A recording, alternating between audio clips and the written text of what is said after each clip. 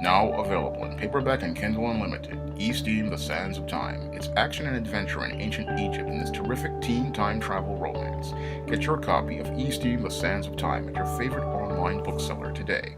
This Sunday, I had the displeasure of watching Star Wars The Force Awakens in its premiere on ABC. And this film does not capture any of the heart of Star Wars, it does not capture any of the spirit of Star Wars, and it does not capture any of the essence of the original trilogy in this film. No, what I saw in Star Wars The Force Awakens was a glorified fan fiction turned into a movie, and that glorified fan fiction is absolutely terrible. Now, this Force Awakens is nothing more than a meandering mess of a film, and this film does not tell a cohesive story whatsoever. Instead of giving us rich and multidimensional characters, what we get is a flat story, flat one-dimensional characters, and absolutely no sense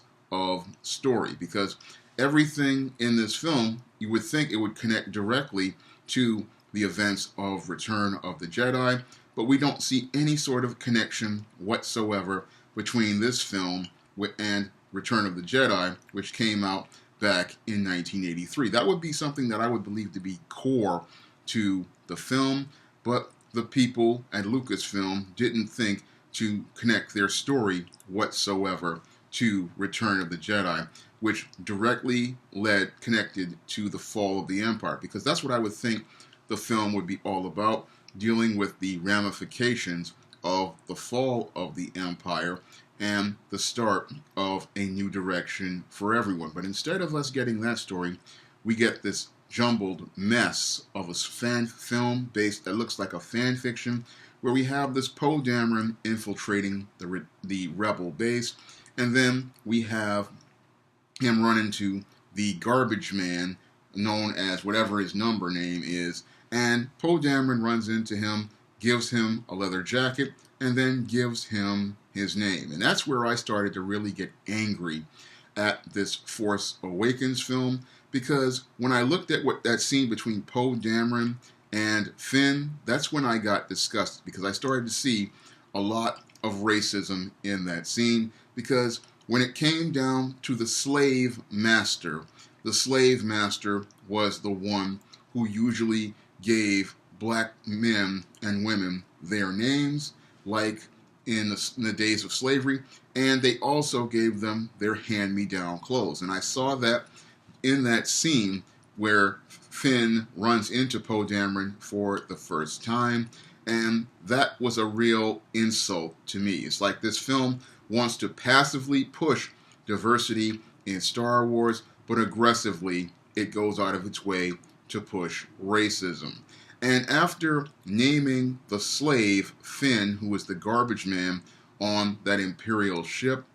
or base, they then get into a stolen TIE fighter and then go down to Jakku. Now the TIE fighter winds up crashing into the desert of Jakku,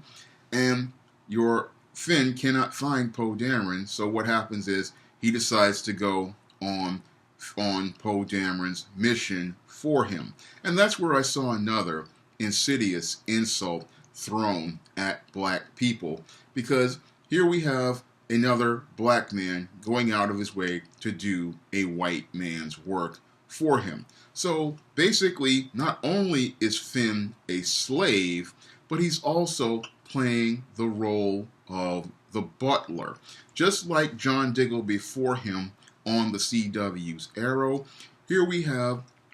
Finn, who was originally featured in all of these photos and was making a picture as the so-called state of diversity. Instead, we have him getting his name from a white man, getting some hand-me-down clothes from a white man, and now he's going to have to spend a good chunk and majority of the film doing the work of the white man. A clear insult directed at black people in this film, but it would go over the heads of most people because they're not really taking a critical look at this film and seeing the racism that is between the lines of this film. Now, as your Finn is going out on this mission to do Poe Dameron's work for him, he then goes and finds Rey. And this Rey, as they're having a struggle to try to get away from stormtroopers, we have Finn trying to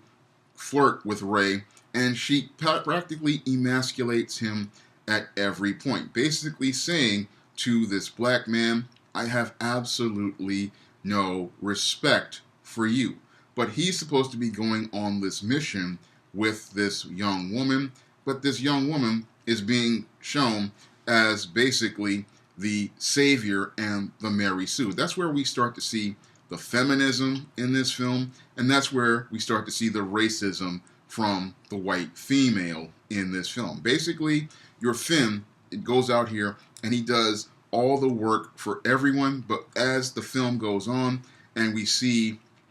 him interact with Rey, that's when he goes from a butler to a straight coon, because that's when your Finn starts to turn into a bumbling, stumbling idiot. And he's basically there to bumble and stumble while the white characters appear to be smarter and have the ability to solve problems. He's just there to bumble around and stumble around. And it was just embarrassing to watch this Finn character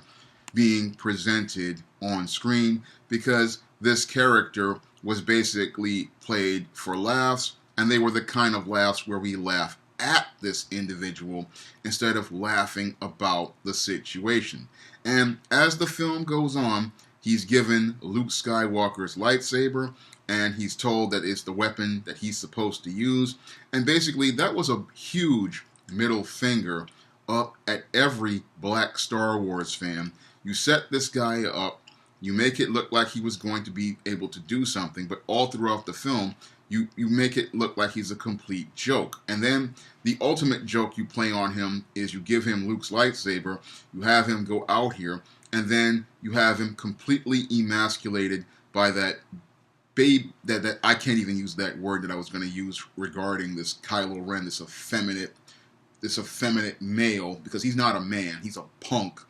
And you make it where this Finn gets completely emasculated by this punk Kylo Ren, this emo little effeminate punk little brat of a male, because I can't call him a man. Kylo Ren, he acts just like a woman. He has effeminate presence, and it's another insult directed at black men in this film, where you basically have this guy he's gone on the mission for the white people, he's done the work for the white people, and they are all going and reaping the rewards from his work, and then he goes out here, takes out the lightsaber, and that was the most emasculating scene I ever saw, that Kylo Ren beats up your Finn, and then Rey takes the lightsaber afterward, and then she has a fight with him, and again, she gets a draw with him, but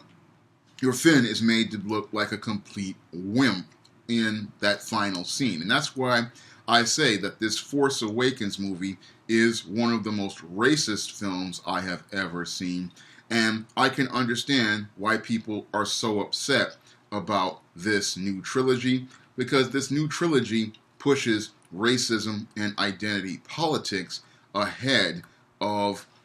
trying to write and craft a solid story. And that was another issue I had with Force Awakens, was that the story in this film was not structured very well. There was no main character. We did not get to see what they wanted or what obstacle they were facing, and we didn't really get a reason to care about anyone. All we got were these, again, flat, one-dimensional characters and a story that was just designed to make a mockery of black men. And after seeing The Force Awakens, I now understand why it's important for black people to have their own media, and why it's important for us to have our own fantasy and science fiction media. Because we will not be elevated on a white platform like Lucasfilm, because as I stated before back in 2015,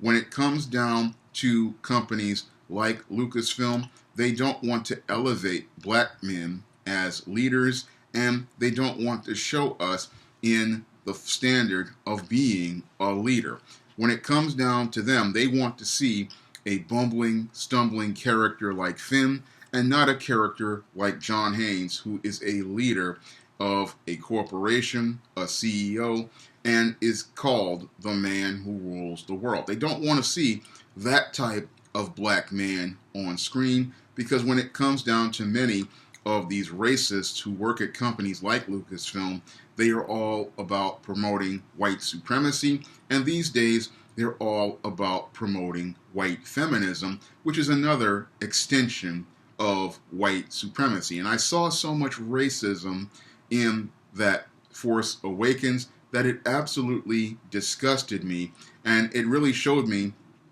where things were going in that awful mess known as The Last Jedi, because Force Awakens laid the foundation for all of the dysfunction that went on in Last Jedi, and it showed how little regard they have for black characters, even though they sit there and talk about how they're all about diversity, but they're only about white supremacy. And instead of them promoting white male supremacy, they want to promote white female supremacy through gynocentrism. And that's all about, again, making a complete joke of a black man, because Finn got shocked by Rey in The Force Awakens, and then in Last Jedi, he gets shocked and emasculated by Rose Tico in The Last Jedi. So in each movie, your Finn is not presented as a man. He is emasculated and presented as a boy. And that's one of the things that utterly disgusted me about this new Star Wars trilogy, is that instead of it creating rich multidimensional characters that contribute based on the merits of their actions, like in George Lucas's original trilogy, we have characters who are there just to be tokens who represent minorities, women, and then they have no depth, they have no layers, because that shallow story does not meet the standard of Star Wars, and the depictions of black men in this film, I believe, do not meet the standard of the original trilogy, and they don't meet the standard any black fantasy fan should want to support, because the way Finn was presented in The Force Awakens was no different than Al Jolson and Shirley Temple tap dancing in those 1930s movies, or the way most black men are presented in films like Amos and Andy, where they're buck dancing, bojangling coons, because that's what I saw on the screen in The Force Awakens, and it's made me awake to understand that when it comes down to this new trilogy does not represent black people in a positive light, and it makes me understand why the work I do here at SJS Direct is so important, because the only way we're going to see balanced, humanized portrayals of black men in media is if black men go out of their way to make it themselves. I would rather see a John Haynes at a movie or read about him in a book where he is strong, heterosexual, masculine, and doing the things that men do, rather than watch a bumbling, stumbling Finn on mainstream media. And I would rather give my audience a John Haynes, a strong, masculine, heterosexual black man in my work, than have them to put up with this garbage that they have out here. Because when I look at this garbage calling itself Star Wars, it's an insult to every black person out there to have a black man portrayed this way, because the way he was portrayed, Finn was portrayed in this movie, it was, again, a complete slap in the face to black people, and it was a complete insult that wound up going over most people's heads. I mean, I look at the way he was portrayed in this film, and it just utterly disgusts me, because these SJWs, they sit there and they talk about, oh, how they're all about diversity, but it's always funny that always when they talk about diversity, it's the same racism in a brand new box. If you want to see a positive portrayal of a black man in fantasy media. I urge you to pick up The Temptation of John Haynes, The Man Who Rules the World, John Haynes, A Conversation with Death, Isis Bride of Dracula, Isis Night of the Vampires, and Isis Escape from Transylvania on Amazon.com by clicking the link in the description box. And if you want to see me make more videos like this, you can donate to my Patreon by clicking the link in the description box. That's all I have to say for this video. You can comment, rate, and subscribe.